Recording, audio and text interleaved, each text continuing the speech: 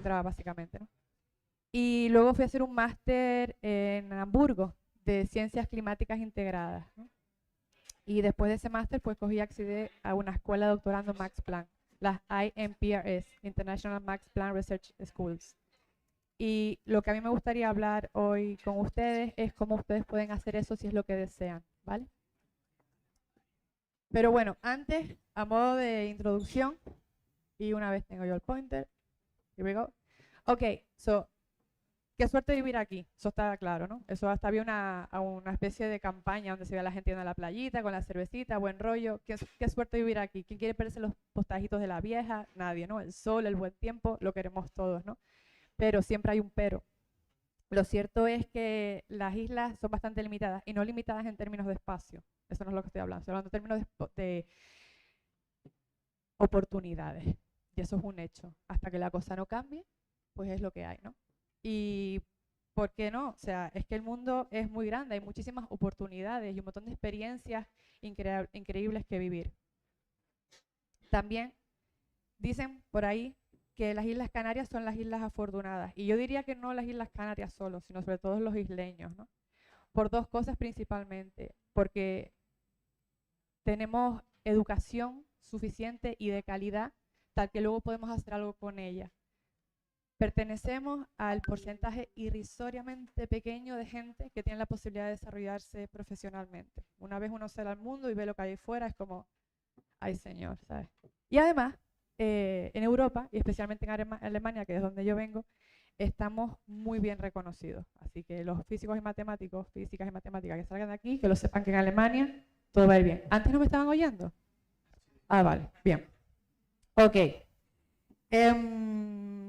Por si fuera poco, además, la Unión Europea permite la movilidad y, se los digo, es muy fácil, quita muchos obstáculos de por medio cuando uno sencillamente traduce esos documentos y tira por el norte o por el sur a una institución europea a trabajar o a estudiar. No todo el mundo puede decir lo mismo y eso hay que tenerlo en cuenta, incluso por consideración de respeto.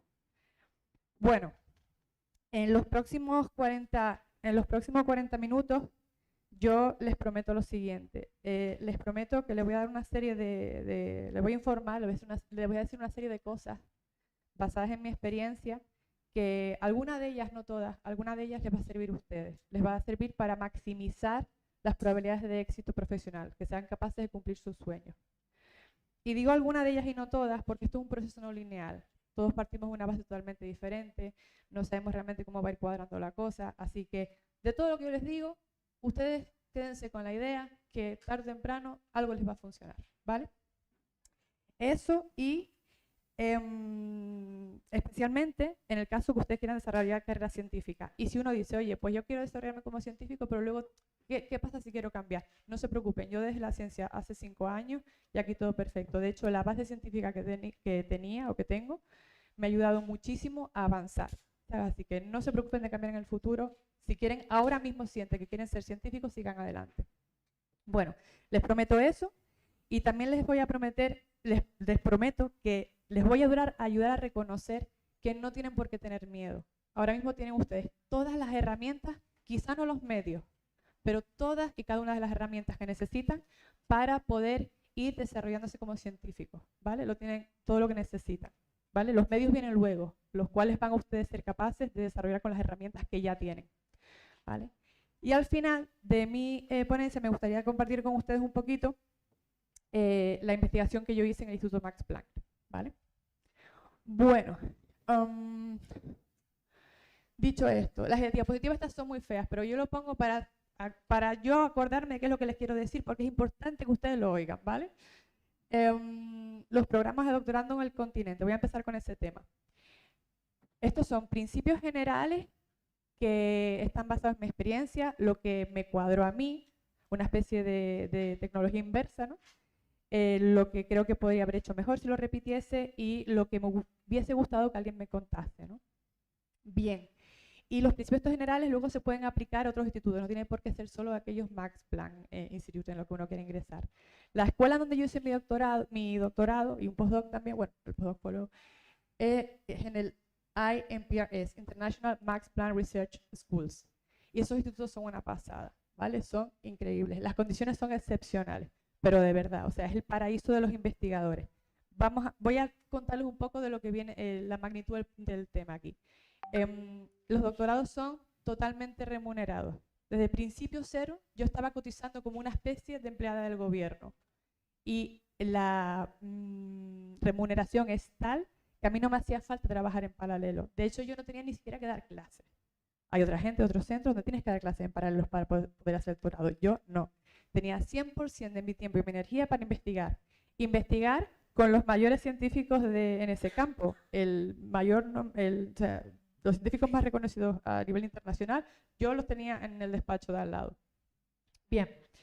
Y ya, por si fuera poco ya, los recursos para publicar, si quieres hacerlo de acceso libre, ¿no? Que todo el mundo puede ver el PDF entero, no solo el abstract. Y para viajar eran ilimitados. Mi supervisora me manipulaba emocionalmente para sacar más resultados de mí y que yo viajase más. Yo cada segundo mes estaba en un país diferente. Fue estresante, pero lo pasé genial. Bien, ahora, eso sí, esto viene con un warning. Warning number 1. Para cualquier cosa por la que vale la pena luchar en la vida, habrán asociado muchísimo sufrimiento, incertidumbre y trabajo duro. Eso es así. Y eso no se los va a quitar nadie, sea lo que ustedes hagan. Pero más van a sufrir si es lo que quieren hacer, si esto es lo que quieren hacer ustedes y no luchan por ello. Yo no sé ustedes, pero a mí siempre me gusta el moto el lema de quédate con todo, no te quedes con las ganas. Yo prefiero luchar, hacer que sea posible, seguro en el camino que al final no me cuadra, aprendo algo nuevo que no sabía, que quedarme con las ganas de, no intenté todo lo que pude. Eso no puede ser. Denle caña si realmente lo quieren. Vale. Dicho esto, voy a ir más un poco al detalle, ¿no? ¿Cómo puede acceder uno a un programa de doctorando de un Max Planck Institute? Yo esta parte la dividiría como en varias partes, ¿no? ¿Cuáles son los elementos a tener en cuenta en la preparación y luego la estrategia de cómo uno atacar a esos elementos? Está el elemento number 1, inglés. Por favor, tienen que hablar inglés, pero hablar inglés de verdad. Cuando yo digo hablar inglés no me refiero a sacar el C1 de la escuela de idiomas y dejarlo en la gavetita. No, eso no es hablar inglés. Tampoco me refiero a coger y poner en el currículum en inglés y nivel medio y rezar para que no te pregunten nada en una entrevista. No. Yo a lo que me refiero es que uno coge y es capaz de ver películas de inglés en versión original, a ser posible sin subtítulos. También uno coge y es capaz de salir de marcha con colegas que no tienen ni idea de español y puedes hablar con ellos, ¿vale? Hagan lo que sea, busquen la manera. En internet hay un montón de recursos para poder hablar inglés. ¿Alguien me puede tener un poquito de agua? Para poder hablar inglés. Busquen la manera. De hecho, yo que sé, pónganse creativos. Se ponen el Tinder en inglés o lo que sea, búsquense la vida, pero tienen que hablar en inglés, ¿vale? Ahora mismo Canarias es una especie de paraíso para nómadas digitales. Vayan a meetups o a cualquier tipo de evento en donde hay alguna de estas pobres almas que quieren un amigo español, ¿vale? Bueno, importante también, o una forma de aprender inglés es ir al extranjero, ya sea estudiar o trabajar y tal. Háganlo, estupendo, pero por favor luego no salgan de marcha con los italianos porque se van a coger una buena fiesta, pero van a volver a Canarias con el mismo nivel de inglés con el que fueron, ¿vale? Acuérdense de lo que les digo. Bien, luego el título de maestría. Los programas nacionales son súper interesantes, buena calidad, todo lo que tú quieras, pero tú necesitas un título de maestría para entrar a un programa de doctorado del IMPRS o de cualquier doctorado. Si uno coge un programa nacional, guay, pero es que si vas a uno que está localizado cerca y que tiene una especie de conexiones con los IMPRS, ya tienes el camino, se presenta el camino solo. Yo no sabía realmente qué es lo que estaba haciendo, pero eso es lo que estaba haciendo. ¿Por qué? ¿Por qué tienes el camino solo? Pues porque ellos te buscan. O sea, las escuelas IMPRS contactan con los profesores de segundo año de estudiantes que están haciendo el máster y tal, y piden que vaya la gente a hablar con ellos. Así fue como ocurrió. Mi supervisora de doctorando le dijo a mi supervisora de máster, dile a Miriam que venga, y a mí me propusieron el tema antes incluso de ir a formalidades y tal, ¿no? Pero bueno, eso que ayuda mucho en acceder, ¿vale? Porque ellos te buscan, ellos necesitan gente, ellos están siempre intentando pescar gente que les funcione bien y sean buenos trabajadores. Durante la maestría, súper importante, se lo van a currar. van a trabajar todo lo que puedan y lo van a dar todo y se van a crear una buena reputación, porque los profesores entre ellos hablan, ¿vale? Y ellos van a luego competir por los buenos estudiantes. También ustedes pueden ir a charlas en donde se exponen temas de investigación, donde ven a los diferentes científicos. Es súper importante que ustedes sientan que el tema con el que van a estar 3 años como mínimo les gusta. Porque si no lo sienten, créanme, lo van a pasar muy mal, ¿sabes? Cojan, vayan, exploren, no tengan miedo. Voy a esta charla, luego hablo con esta persona en el coffee break. Ustedes vayan tanteando el terreno sin ningún tipo de construction, ¿sabes? Sin ningún tipo de problema en qué es lo que voy a encontrar aquí, con la mente así libre, ¿no? Vale. Bien, pues eso es lo que van haciendo. En el caso ideal sería que el proyecto de fin de máster sea remunerado con aquel profesor o profesora que ustedes ya han capiscado con los que les gustaría trabajar en un doctorado. Ya de ahí, de ese proyecto de fin de máster remunerado, pueden sacar incluso una publicación y continúan en el doctorado. Eso yo lo he visto, es posible. En Alemania eso es bastante probable. Por desgracia no aquí. Vale. Ahora, ¿cómo buscar programas de máster asociados a las escuelas IMPRS? Y aquí tenía un mini vídeo, pero no está aquí.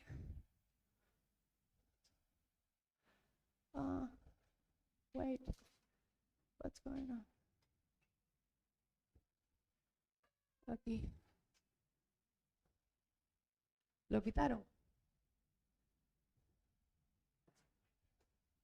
Necesito a alguien que me ayude aquí, de técnico. Disculpen por esto. Bueno, básicamente ahora se los voy a mostrar. Si alguien me ayuda. O si no, bueno, se los comento y ya, no pasa nada. Pero por favor, que venga a la presentación. A ver, presentación. Bueno, lo que quería enseñarles, que no va a poder ser, no sé qué es lo que pasó. Hay una página, ustedes van a la página IMPRS. Si alguien lo puede colocar, sería genial, estaba ya abierta la página. Ustedes van a la página web del IMPRS y está todo bien descrito ahí. O sea, solamente ustedes tienen que leer qué es lo que pone, echar un ratito ahí con un café, tranquilitos, y hay un montón de centros. Creo que son unos 68 centros.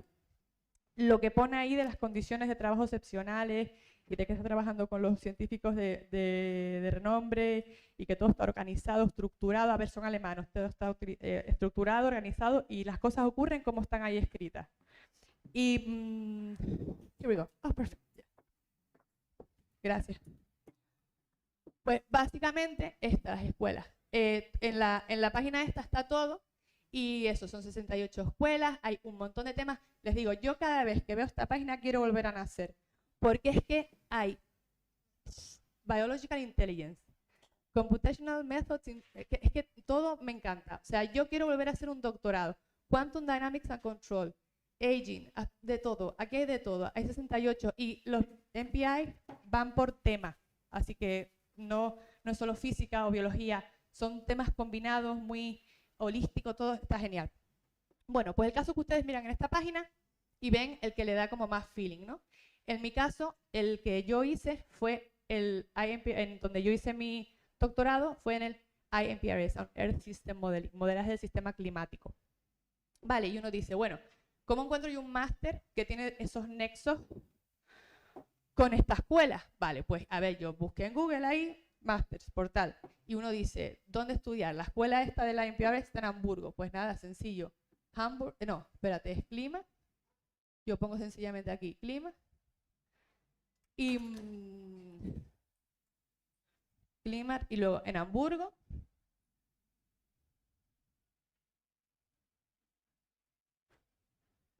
Y le sale ahí diferentes máster. El que hice yo fue de Integrated Climate System Sciences. Y esa gente trabaja conjunto con los IMPRS. Si ustedes ingresan en un máster de estos que trabajan conjunto con las escuelas de doctorando, ya aquello sale solo, ¿vale? Y, súper importante, tense en cuenta del free este.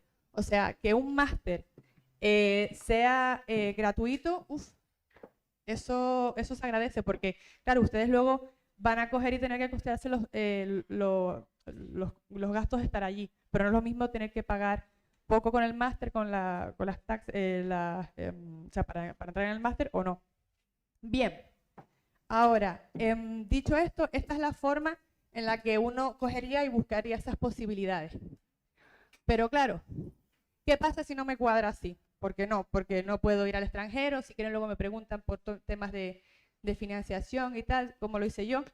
¿Hay un plan B? Hay un plan B. No se preocupen. O sea, si ustedes saben hablar inglés y tienen su máster, pues sencillamente pueden coger, sencillamente no, porque lleva su tiempo, ¿no? Cojan y de forma proactiva luchen por sus 5 minutos de gloria hablando con ese científico o científica que ustedes quieren que le lleve la tesis. ¿A qué me refiero con esto? Ustedes tienen que coger, currarse mucho y estudiar y leerse las publicaciones de esa persona, ver cómo pueden conseguir tener una llamada Skype o verlos en un congreso. 5 minutos, tienen que verles la cara. Coger y mandar un email y, uy, no me ha respondido, eso no vale, ¿vale? Así que ese es el plan B. Y eso es algo que yo hoy en día hago cuando quiero coger y tener un nuevo puesto de trabajo. De forma proactiva me hago cargo de que me vean. Tienen que verte. No puede ser un email, tienes que ser una cara. Bien. Vale. Después de que uno tiene su inglés y su máster, hay unos formalismos que están ahí sí o sí, ¿vale? Aunque tú ya tengas a tu profesor de doctorando del futuro capiscado y tal, tú tienes que coger y seguir unos formalismos. Bueno, toda la información está en las páginas web. Y ustedes tienen que seguir con cuidadito qué es lo que les dicen esas páginas, ¿vale? Atentamente. Y una cosa, cuando uno presenta una solicitud, aquí tiene que haber 0 errores. Tiene que ser perfecto, impoluto. Y tiene que ser, la atención al detalle tiene que ser evidente, ¿vale? Que la persona que lo está leyendo sienta que te lo curraste, ¿vale?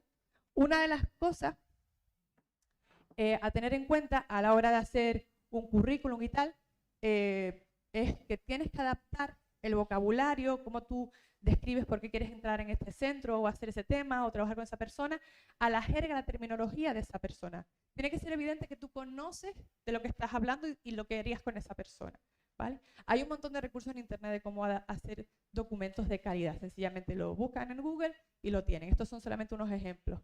La información, no solo de cómo hacer unos documentos de calidad, sino también de lo que le ponen esos documentos para convencer a otra persona de que ustedes son con quien tienen ellos que trabajar, está toda ahí fuera, así que úsenla. Bueno, luego están las cartas de recomendación. Durante el máster y tal, ustedes tienen algún par de profesores con los que tienen más feeling, pues le preguntan y ellos por lo general ayudan, así que no se preocupen. Eso también suele no causar mayor problema. Ahora, warning number 2.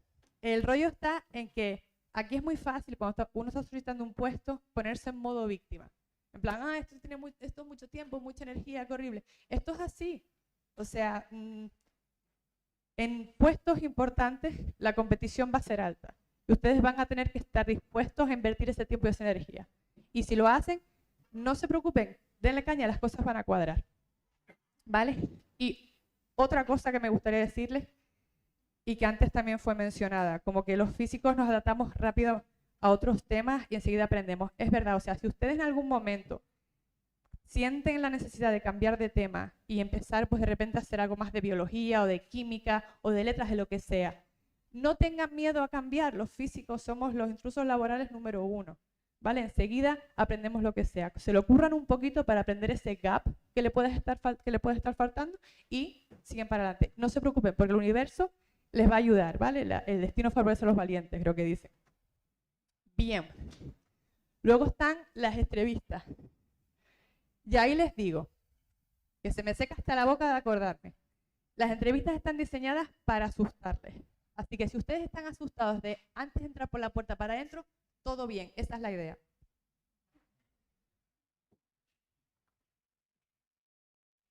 En esas entrevistas, realmente uno tiene que ir preparado, ¿sabes? Tienes que coger y currártelo como si fuese un examen de cuántica. Sí, como ahí tienes que estudiar como si no hubiera mañana. Se leen, hablan del tema, se familiarizan con los conceptos, lo que sea. Busquen toda la información que les pueda ayudar a entrar por esa puerta adentro, asustados, pero sabiendo que es lo, o sea, con conocimiento de lo que van a hablar, ¿vale? Porque les digo, la única forma de estar preparado por una entrevista es estándolo. No vale el rollo de tomar atajos y no voy a pretender que sé, no, eso no funciona. Aquí es currárselo. Currárselo es la única estrategia válida, ¿vale? Bien, en esas preguntas que hacen en el IMPRS, aquello está diseñado, o sea, ellos no saben la respuesta, no saben la respuesta. Ellos te hacen una pregunta que te invita a pensar y a demostrarles que eres capaz de comunicarte de forma elocuente, ¿vale? Ustedes tienen que ser capaces de entender la pregunta, ser capaces de escuchar bien la pregunta, entenderla, parar un momento, no le tengan miedo a los silencios, porque los españoles somos muy de tener miedo a los silencios, no le tengan miedo a los silencios, piensa, recapacite, es bueno que ellos te vean pensar, y luego coger y con los diferentes elementos que han identificado en su cabeza como posibles respuestas, formar una respuesta elocuente, ¿vale? A mí me preguntaron en una de las entrevistas que qué pasaría si el sol se apagase o si de repente la Tierra dejara de rotar. No hay respuesta a esa pregunta.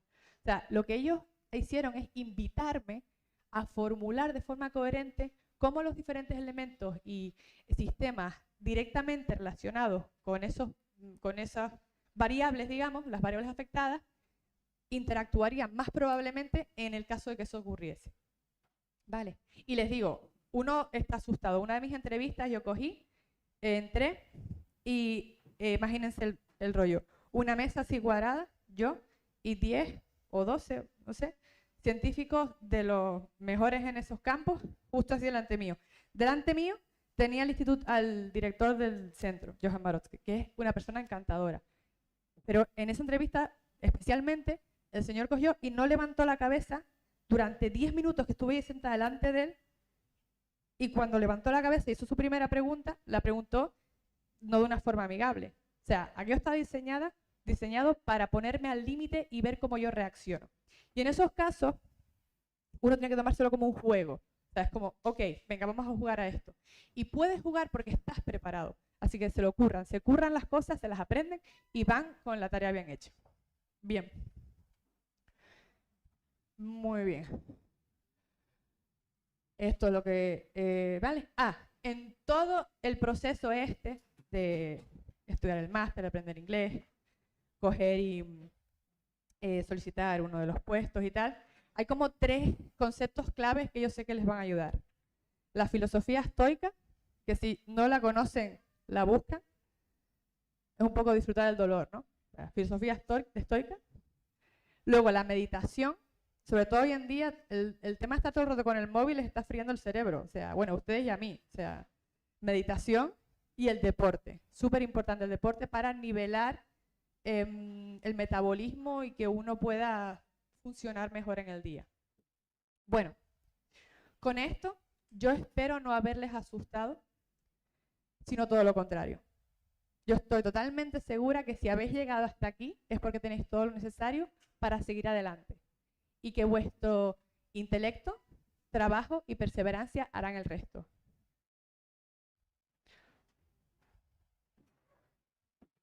Ya verán que todo va a salir bien. Confíen en mí, que yo lo he hecho. Pero sobre todo, confíen en ustedes. Ahora voy a empezar con la parte de la investigación que hice allí. Y quisiera ver cuánto tiempo tengo.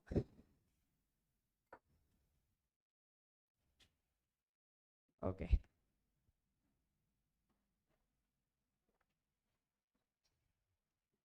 Bien. Bien. Durante el doctorado y luego el postdoc que hice, yo podía haber seguido, de hecho, en el instituto, pero decidí dejar el mundo de la ciencia y en las preguntas podemos hablar de por qué. Básicamente, salieron 3 publicaciones y alguna colaboración y tal. Aquí están, las pueden encontrar en internet. Está todo en inglés para que vayan practicando.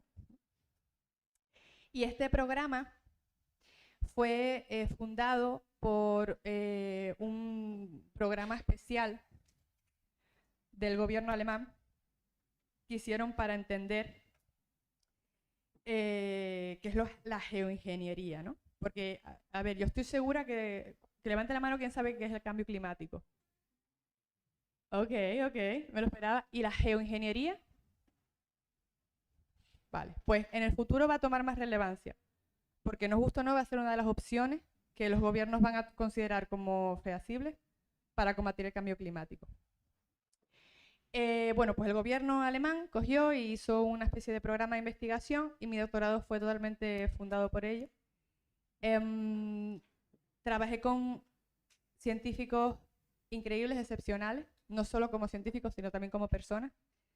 La doctora Tatiana Irina fue mi supervisora de tesis. Luego Sebastian Softag, Hauke Schmidt, gente genial, ¿no? Y bueno, toda esta información está en internet si le quieren echar un vistazo y totalmente disponible los papers. La geoingeniería, vamos a ver. La geoingeniería es básicamente la manipulación intencionada, porque por ahora lo hemos estado haciendo sin la intención, la manipulación intencionada del sistema climático. Es, digamos, de forma tecnológica, coger y modificar las variables de la Tierra, del sistema climático, como se llama, ¿no? Tal que uno tenga un resultado específico. Por ejemplo, que uno acelere un proceso, o que varíe las temperaturas, o varíe ciertas concentraciones de diferentes parámetros, ¿no? Y hay un montón de cositas así que se han propuesto, ¿no? Aquí las pueden ver, yo qué sé, por ejemplo, coger agua del fondo del océano y lanzarla para arriba para que haya mayor captura de dióxido de carbono, coger CO2 desde la atmósfera y ponerla pues en los sedimentos o debajo tierra y tal. Hay un montón de cosas que se han propuesto. Y de todos los métodos hay como dos categorías. Están los de Solar Radiation Management, la modificación de la radiación solar, los que ven ahí en la atmósfera y tal. Y luego los de técnicas de reducción de dióxido de carbono. Bien. Uy. Mi investigación fue específicamente en 3 métodos. El de alcalinización del océano, aforestación y la liberación de aerosoles en la estratosfera, ¿no? O sea, 2 de dióxido de carbono, reducción de dióxido de carbono, 1 de Solar Radiation Management. Vale. Los experimentos que yo modelé fueron especialmente los de alcalinización del océano. Ese fue el método, digamos, que más trabajé yo. La alcalinización del océano es básicamente soltar sustancias alcalinas en la superficie del océano, de manera que uno hace 2 cosas. Estimula que más dióxido de carbono sea tomado por el océano, así que reduces la concentración atmosférica, y por otro lado, coges y aumentas el pH del océano. Porque cuando uno dice cambio climático, no es solo el aumento de temperatura, eso es una de las cositas, porque también tienes ahí la acidificación de los océanos, que está ocurriendo en paralelo al aumento de dióxido de carbono en la atmósfera, ¿vale? Y es súper importante también. Vale, pues con este método de alcalinización del océano atacas las dos. Reduces dióxido de carbono de la atmósfera, combates acidificación del océano, porque aumentas el pH al liberar sustancias alcalinas. Luego la forestación o reforestación, básicamente es plantar árboles para que más dióxido de carbono de la atmósfera sea tomado en la Tierra, el sistema terrestre y tal. Y luego la parte de los aerosoles reflectivos, que están es soltar sustancias soltar azufre, sulfuros y tal en la estratosfera, de manera que mayor porcentaje de radiación vaya directo de vuelta al espacio en lugar de llegar a la superficie terrestre. Y con eso uno combate el warming solo, el calentamiento, pero no la acidificación del océano. Bien. La investigación la hice con el MPI-ESM, que es el modelo totalmente acoplado y, digamos, funcionando con las emisiones. En su momento, yo creo que también hasta ahora, es de los más cercanos que tenemos a poder modelar el sistema climático como un todo, ¿vale? No solamente hacer un modelo de algo determinado, sino como un todo.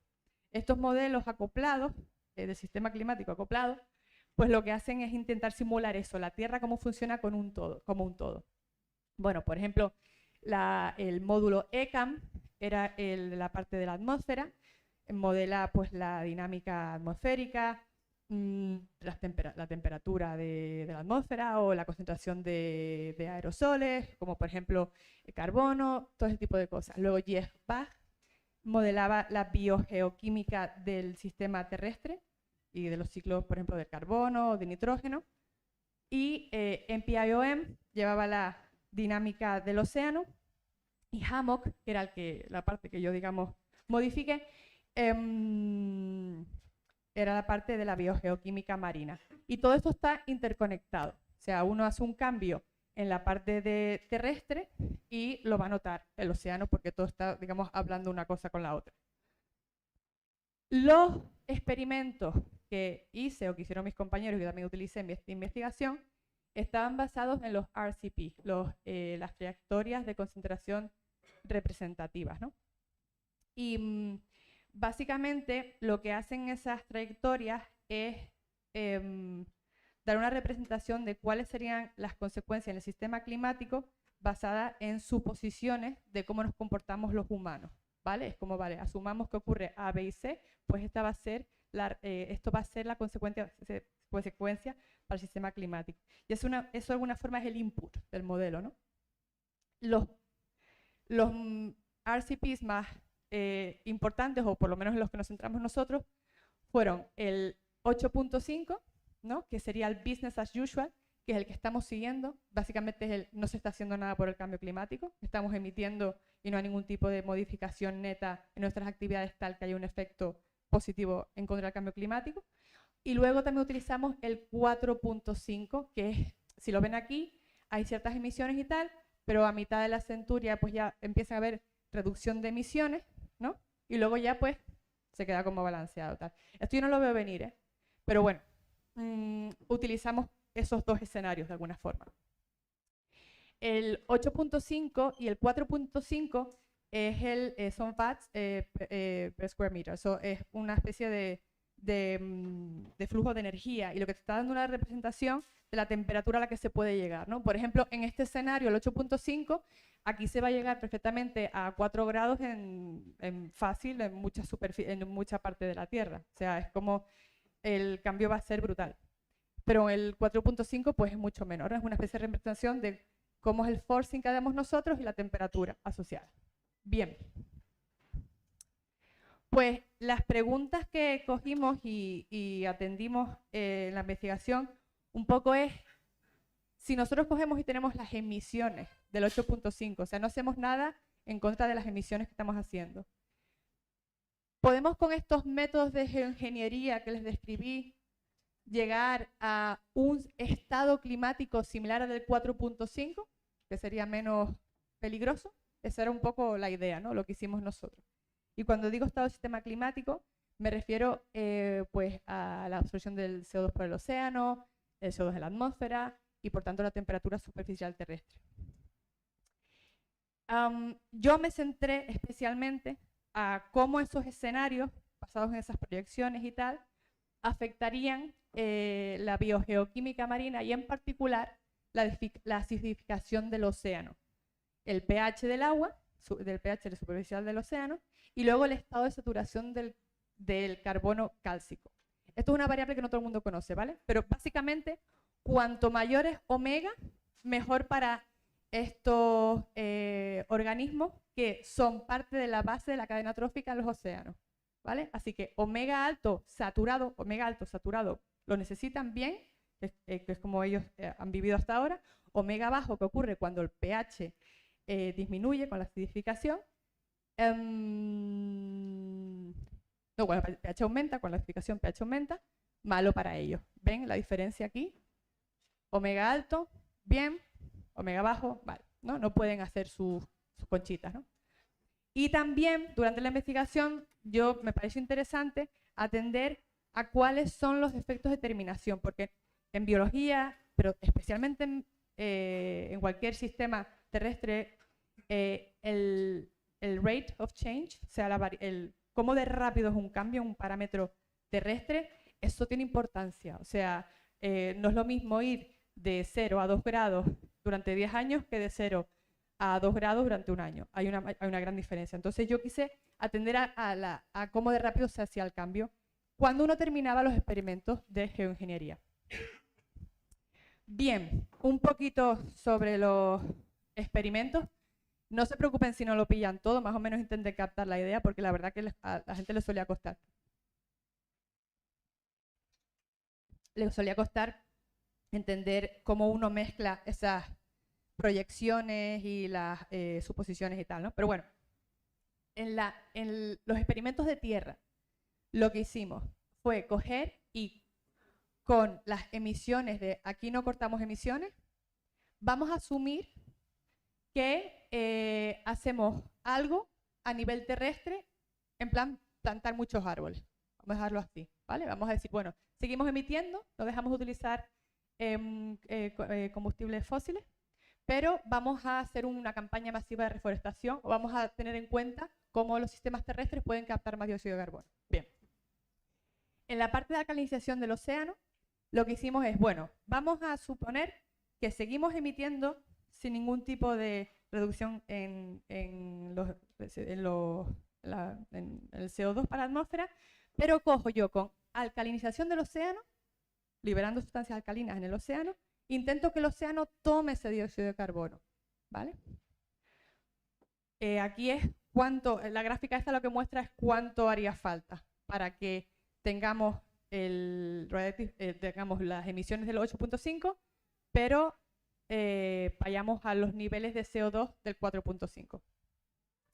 Y luego, en el experimento de atmósfera, intentamos, bueno, pues venga, tenemos las emisiones de 8.5, pero vamos a soltar sulfuro en la estratosfera tal que el sistema climático vaya a 4.5, que es como más aceptable, que es lo que mejor vendría, ¿no?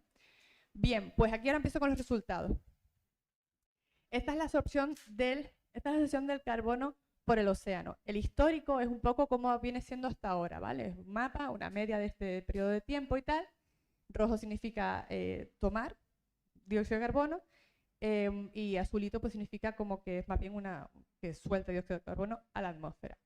El 4.5 al final de la centuria pues sería algo así, apenas se diferencia con lo que ha habido hasta ahora, pero el 8.5 ya se empieza a notar que por el aumento de CO2 en la atmósfera, pues el océano toma más dióxido de carbono. Ya empiezan a ver, ves que zonas azules que antes eran sumideros, ahora ya no, antes eran esos sumideros, pues ahora son fuentes. No, lo contrario, que eran fuentes, ahora son sumideros. Bueno, en mis experimentos, aquí tenemos el experimento de tierra, de atmósfera, realmente no hay mayor diferencia, no hay mayor diferencia con los otros escenarios, pero aquí pueden ver cómo la alcalinización del océano realmente está teniendo un impacto masivo en cómo el océano toma el dióxido de carbono, eso lo esperábamos, ¿no? Y hay diferencias locales. Aquí se distribuyó la misma cantidad por unidad de área, pero igualmente, bueno, el océano por sus particulares biogeoquímicas y tal, pues tomó el dióxido de carbono de forma diferente. Y cuando mira uno a las variables a escala global, estas gráficas son gigatones de carbono por año, de aquí a final de la centuria, los diferentes escenarios, ¿no? Luego este es la cantidad de CO2 atmosférico, que por cierto, acá esta tendría que ir aquí porque son Kelvin, y estas son las parts per million que debería ir aquí, pero bueno, discúlpenme por ello. El CO2 atmosférico, realmente ustedes no ven aquí la línea azul, que es el experimento que yo implementé, porque está justo solapada con la línea negra. O sea, el experimento se desarrolló tal que metí tanta alcalina como hacía falta para que el CO2 atmosférico se redujese a estos niveles, ¿no? Y ustedes pueden ver aquí cómo el océano toma un montón de dióxido de carbono. Esta es la absorción del océano. Y también esto se nota pues en la temperatura, es lo que queríamos. Aquí pueden ver la línea negra, es el 4.5, es un poco el target a lo que queríamos llegar. Luego, la línea esta violetita es otro experimento de la atmósfera con los sulfuros y tal, pero esta azul es el experimento que implemento yo, el de la alcalinización del océano. Y hay una diferencia. Este medio gradillo y tal venía por los otros efectos, por los efectos de los otros gases de efecto invernadero, que no han sido atacados por o tenidos en cuenta por este método, ¿no? Y uno dice, bueno, pues venga, vamos a por ello, vamos a utilizar este método y no hay ningún problema, pero es que esto tiene un impacto masivo en la biogeoquímica del océano. Aquí tenemos el pH y aquí tenemos omega, ¿vale? Y aquí pueden ver la acidificación del océano a lo largo del tiempo hasta el final de la centuria debido a la cantidad de CO2 en la atmósfera. En el escenario 4.5 ven que no es tan pronunciado, pero es que en el experimento que implementé yo con la organización, nosotros llegamos a valores al final de la centuria que son mucho mayores que los que tenemos ahora. Ya con la parte de calcita, pues ni te digo, o sea, ya lo pueden ver, estos son los valores globales que tenemos ahora y a esto es a esto es lo que se alcanza, ¿no? Y claro, el outcome aquí es como, muy bien, este método podría hacer algo, pero ¿a costa de qué? Realmente uno no sabe cómo los sistemas biológicos o los ecosistemas o esos organismos tan importantes para la cadena trófica van a reaccionar a estas condiciones, ¿sabes? Así que eso fue un poquito una de las cosas que conseguí en el doctorado, que hay que tener cuidadito con esto, ¿no? Y lo publiqué en los papers. También atendí, como es un modelo global, pues te da pues diferentes regiones y sus particularidades y tal, pues atendí a las anomalías. Y aquí lo que tenemos en este mapa es el pH, o sea, lo que uno puede responder con estas gráficas es cuáles son las regiones como más importantes a tener en cuenta a la hora de hacer un experimento de este tipo, porque pueden ser como más sensibles, ¿no? a ese método. Y aquí claramente la zona ártica, la zona más fría, se reveló como aquí no, aquí no, porque realmente la biogeoquímica, las temperaturas de esa zona van a dar una respuesta mucho más pronunciada. Bueno, y con calcita pues lo mismo, o sea, realmente vimos como la parte del Ártico era como bastante a tener en cuenta y ya las partes de trópicos y subtrópicos también. Uno no nota igual con el pH porque claro, con la casita del pH también la temperatura de por medio, ¿no? Pero bueno, estos mapas la verdad que fueron bastante interesantes porque uno ve que las diferentes regiones tienen diferentes respuestas y por dónde pueden ir los tiros, ¿no? Bien, cuando uno habla de la terminación de los experimentos estos en que dice, va, pues voy a dejar de hacer la geoingeniería de un día para otro a ver qué pasa. Con la temperatura eso es importante, o sea, y eso ya se sabía, pero una de las cosas que encontré yo fue que cuando uno termina la calinización del océano de forma de repente, el pH, sobre todo, bueno, la absorción baja de repente, el océano no sigue tomando dióxido de carbono, y la temperatura pues va luego en paralelo en función de la cantidad de dióxido de carbono que hay en la atmósfera, pero el pH, aquí es donde quería llegar. El pH, o sea, esta variación es extremadamente brusca y las consecuencias son totalmente... No se sabe cómo va a acabar eso. Ahora he visto que hay nuevos doctorados y tal, o estudios de cómo pueden reaccionar los sistemas marinos y ecosistemas a ese tipo de impacto. Pero bueno, esto fue como la base, ¿no? De agua, hay que tener cuidado con esto. Bien, dicho esto, yo no sé si me tomaba más tiempo o no. Así, aquí me pueden encontrar, yo solo estoy en LinkedIn, yo no tengo otro tipo de redes sociales. Yo agradezco de todo corazón que me hayan invitado a venir aquí. Y una cosa, yo les deseo de todo corazón que lo que sea que se propongan hacer en el futuro lo consigan, que lleguen todo lo alto, que se propongan llegar y que lleven el nombre de Canarias a todos los sitios posibles, porque yo estoy segura que el material canario tiene mucho que contribuir en el mundo y sobre todo en el mundo de la investigación. Aquí tienen un papelito que yo parece ser que en mayo de 2012 escribí, porque cuando la cosa se ponía chunga, pues como que me ponía poética. Y lo cierto es que ese tipo de cosas, desde frases chiquititas, apuntas en un sitio, me ayudaban a seguir adelante. Porque se lo digo, es duro, o sea, lo he pasado mal. Pero oye, ha valido la pena, eso seguro, ¿no? Y bueno, ya con esto sería terminar. Las oportunidades están para quienes las buscan y el éxito para quienes luchan por sus sueños. Muchas gracias.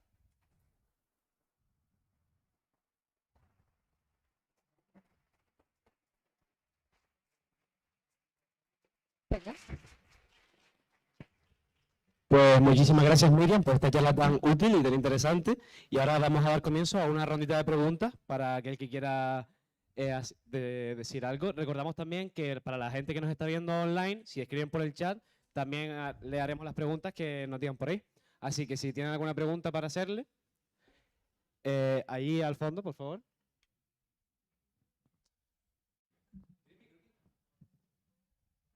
A ver. Tenemos una pregunta online que nos dice que por qué dejó el mundo de la ciencia y qué factores la llevaron a tomar esa decisión. A veces uno necesita una pausa. A veces uno necesita una pausa en lo que hace en la vida, ¿no? Y yo cuando hacía todo esto, yo pensaba que iba a ser la next Rachel Carson. O sea, yo no sé si conocen el libro de Silent Sprint. Yo estaba hipermotivada haciendo esto, ¿no? Pero claro, Donald Trump ganó las elecciones. Y yo dije, ay, mi madre, aquí no hay nada que hacer. Cambio climático, nos vamos a freír todos, que sea lo que Dios quiera, ¿no? Y cogí y decidí, bueno, voy a dejar el mundo de la ciencia, voy a tomarme una pausa haciendo algo totalmente diferente y voy a ver cómo evolucionan las cosas, ¿no? Y eso hice, cogí, tenía el doctorado, el postdoc preparado para seguir un contrato de 4 años, por cierto, o sea, 4 años directamente contrato. Y dije, no lo voy a hacer porque no lo siento y porque necesito una pausa. Y entonces cogí y encontré una oportunidad en una corporativa grande, en una gran compañía, y la tomé. En principio no trabajé con algo relacionado con temas de medio ambiente, pero siempre he tenido tras de la oreja el tema de, bueno, voy a coger y en cuanto pueda, yo me meto, o en cuanto lo sienta, me meto otra vez con ese tema. Y ahora es el caso, ¿no?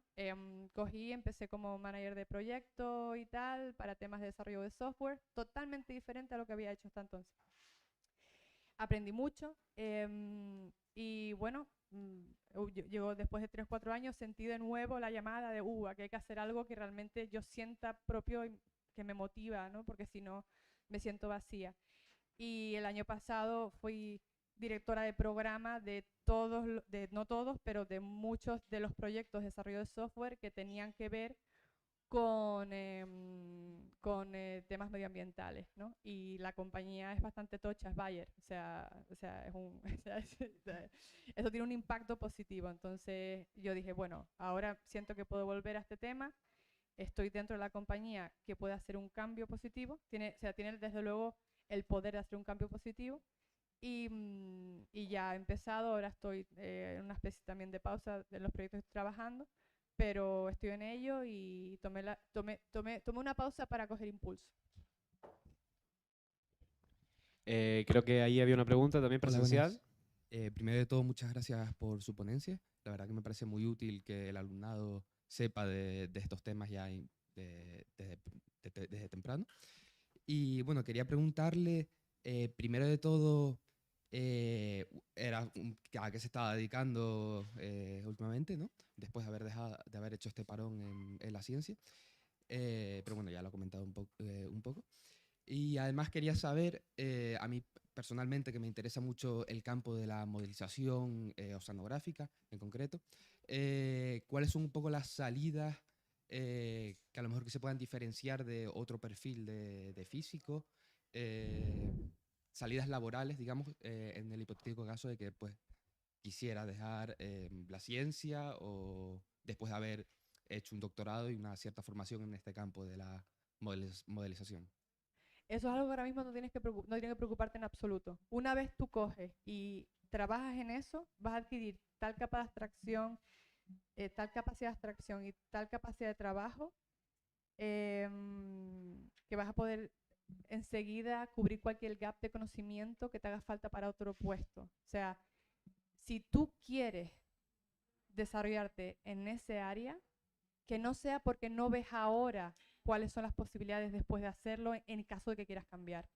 Eso no es parte del argumento. Tú tira para adelante y que ya verás que todo sale bien, ¿vale? No tengas miedo a eso, ¿vale? Vale, muchas gracias. No va a ser un problema. Vale. Gracias. Vale, no sé si alguien quiere aprovechar para alguna pregunta más. Por aquí adelante, porfa.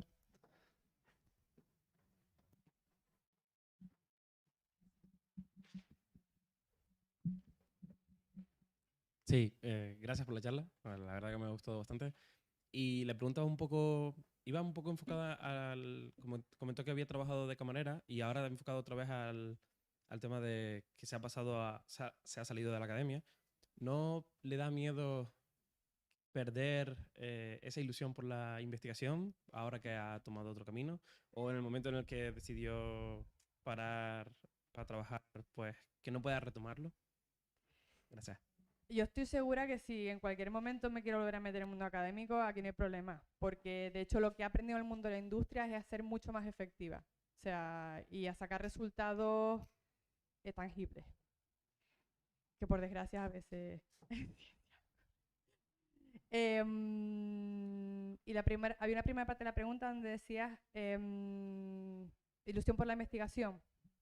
A ver, uno de los proyectos en los que contribuí durante el año pasado era, de hecho, desarrollar software en el que la investigación puede servirle a una compañía para cuantificar los efectos del daño medioambiental y hacer algo al respecto. O sea, yo diría, en este momento de mi vida, yo no quiero solo investigar y decir, mira, aquí tengo esto, lo encontré esto, no, yo quiero implementarlo, yo quiero que eso ocurra algo después.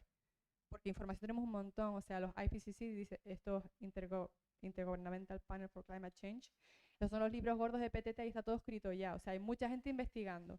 Pero yo lo que siento que necesito hacer es implementar, es estar como en esa fila de gente que está luchando y empujando que algo ocurra con esa información.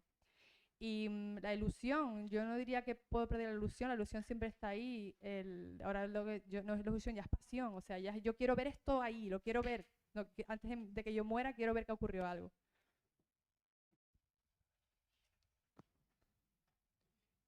Por aquí a la derecha, por favor, que hay un compañero que quiere hacer una preguntita.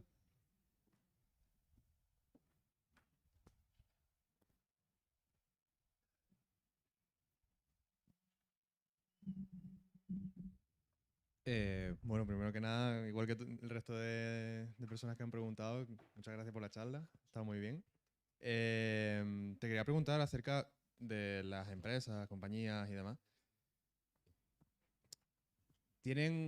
O sea, se suele hablar mucho de que están comprometidos con el medio ambiente, de que toman medidas para solucionar las cosas y demás. No hablo de la que en tú trabajas, por supuesto. Hablo de manera general. ¿Consideras que se hace lo suficiente o que la investigación que tienen o que se hace dentro de la propia empresa sale a mayores a algo real? ¿O crees que falta por hacer y por desarrollar? El camino es largo, ¿vale? El camino es largo. Lo que está claro es que ya no es una cuestión de opción. O sea, ya las empresas están sintiendo la presión, ¿vale? Porque está claro, ¿no? Hay que cambiar algo aquí. Así que se puede hacer más siempre, siempre se va a poder hacer más. De hecho, me motiva a estar ahí yo y no otro, ¿sabes? Porque yo también puedo coger ese puesto sencillo y decir, no, qué malos son, mira cómo lo hacen. No, venga, voy a meter yo, voy a intentar hacerlo yo. Y eso yo la lucho con mis compañeros. Hay gente muy profesional con muchas ganas de cambio, eso te lo digo yo ya. Y bueno, yo creo que independientemente de mi opinión, y espero, ya no es una cuestión de opción, ya es una cuestión de que tiene que ser una realidad. Porque es que nos freímos, o sea, estamos muy odiados. Me puse a leer el IPCC un poco así para coger y ponerme al día, ¿no? Y me embajoné porque es que no va mejor la cosa, ¿sabes? Y cuando uno siempre dice, no, las empresas, las grandes corporaciones, ¿y nosotros qué? O sea, es que nosotros también podemos hacer mucho, ¿sabes? ¿Y quién le compra esos productos a esas corporativas? Nosotros, ¿sabes? Hay muchos intereses ahí. El sistema no es tan sencillo como ellos malos, nosotros buenos. Hay muchos intereses por medio. Y de hecho, si uno mira la historia del hombre y de la mujer, uno se da cuenta de que si hemos llegado a este estado de presión en el medio ambiente es porque habían unos intereses particulares en la humanidad para sobrevivir. O sea, la naturaleza está ahí fuera para matarnos. O sea, y los pesticidas, nos gusten o no, ¿sabes? A mucha gente le está salvando la vida. Otra cosa es cómo los utilizamos, ¿sabes? Entonces está esa lucha de ese equilibrio de cómo lo hacemos, ¿sabes? ¿Cómo lo hacemos? Y yo soy la primera que no quiero que hayan pesticidas. Esa la primera soy yo, ¿sabes? Pero por otro lado digo, es que si no, esta gente se muere de hambre, ¿sabes? Así que son muchos intereses, el sistema es extremadamente complejo y no caer en el modo víctima o ellos malos, nosotros buenos. Nosotros también podemos hacer mucho, ¿eh? ¿Sabes? Incluso nosotros también podemos hacer dedicándonos a que esas empresas cambien. No sé si me expliqué. Aquí nos preguntan online, de cara a la primera parte de la charla, que cuáles son los pros y los contras del camino de la ciencia, hablando de máster, doctorado, postdoctorado y demás. La verdad que es una pregunta. A ver, yo qué sé, en mi experiencia personal, sinceramente a mí no me gusta estar basando la ciudad en la que vivo dependiendo del proyecto si tiene funding o no. O sea, yo lo siento mucho, pero a mí me gusta decir, yo quiero vivir en Berlín, yo vivo en Berlín ahora, yo quiero vivir en Berlín y aquí me voy a quedar hasta que a mí me apetezca. Yo no quiero coger y estar diciendo, uy, 2 años aquí viviendo en Irlanda porque el proyecto tiene funding aquí, o ay, tengo que buscar otra cosa. Encima del tiempo del postdoc, la mitad te lo pegas buscando otra cosa. O sea, esa inestabilidad laboral a mí me ayudó mucho a decir, vamos a tomarnos una pausa, ¿sabes? Entonces, contra la inestabilidad laboral. Eso es un hecho y yo creo que las cosas pueden cambiar, ¿sabes? Lo que, no sé cómo en realidad, nunca he pensado ni lidiado con ese tema directamente de cómo podemos cambiar esas cosas. Eso es un contra, ¿no? Y un pro, a ver, realmente uno coge, levantarse por la mañana y estar contento de lo que va a hacer durante las siguientes 2 horas del día, eso no tiene precio, ¿sabes?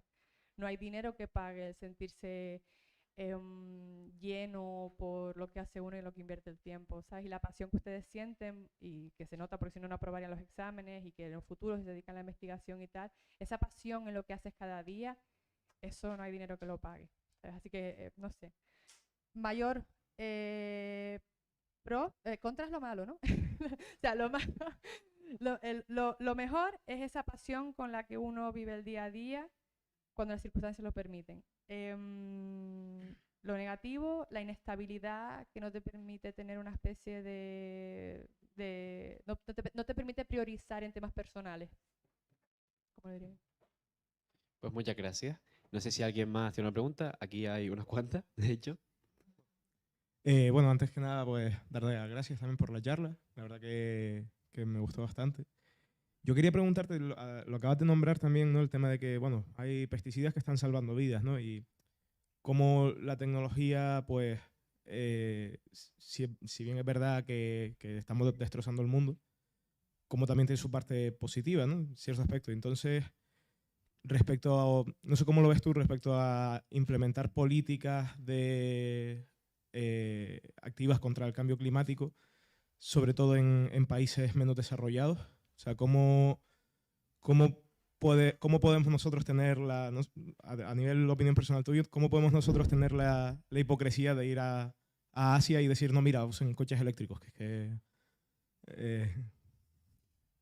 que eso es una movida, ¿eh?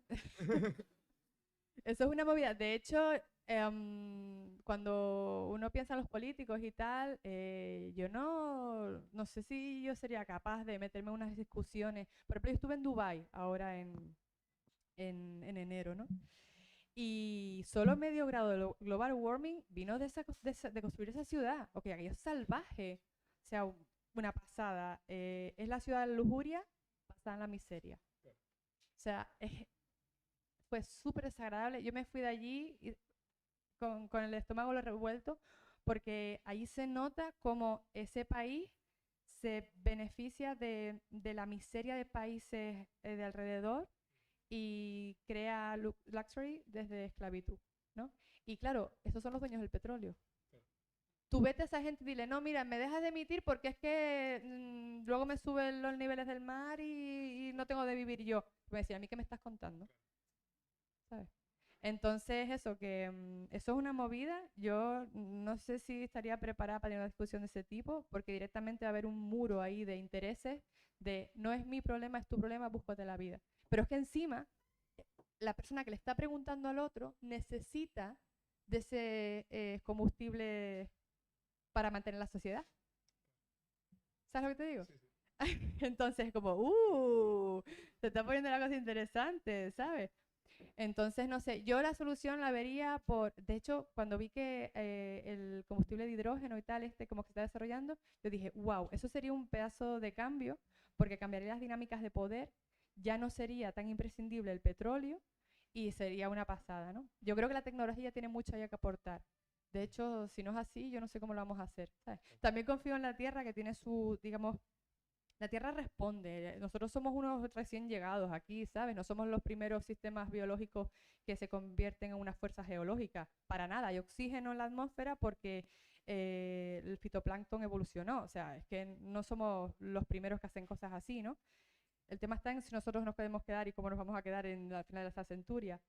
Pero no sé qué es lo que va a pasar. Me encantaría ver algo positivo, ¿sabes? Y estoy en ello, no sé. Estoy en ello. Espero que sí. Muchas gracias.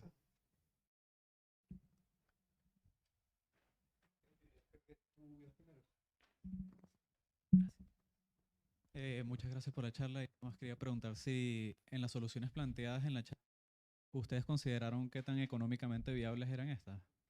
En los experimentos, el experimento de alcalinización, hice el cálculo de la cantidad de sustancia alcalina que haría falta para implementar un escenario, no ni siquiera este, sino un escenario que uno dijese, bueno, pues voy a notar una absorción de dióxido de carbono notable, ¿no?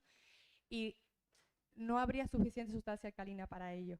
O sea, es tecnológicamente no posible en este momento. Y competirías con otros campos que necesitan también esos sustratos y tal para, por ejemplo, la construcción. O sea, no llegué a hacer cálculos económicos, pero ya hice la primera aproximación de cálculos para ver si había material suficiente o así, y no hay. O sea, realmente, ¿ves? Ahí se complica en otra dimensión ya las cosas. Lo que yo sé es que no. De todas maneras, hay un montón de investigaciones de ese tipo, o sea, de geoingeniería, hay incluso reports que son específicos a ello, y hay gente que se está dedicando a eso, a atender a cuáles son las variables, digamos, económicas de estas cosas. Pero yo más bien me dediqué a la parte del sistema climático nada más, que es lo que a mí me gusta. Vale, gracias. Vale, y para finalizar, Yo iba a hacer una pregunta más relacionada con la geoingeniería. Y es que hace poco leí un abstract sobre un tema sobre unos bioreactores creados como para criar microalgas y ponerlos en ciudades y así poder bajar el nivel de gases en esas ciudades. No sé si ha leído algo al respecto. Solo quería preguntar si esto entraría dentro de la geoingeniería o si lo planteó en sus estudios de algún modo. Ese método específico yo no lo modelé, pero sí es uno de los métodos, es uno de los CDR, captura de dióxido de carbono.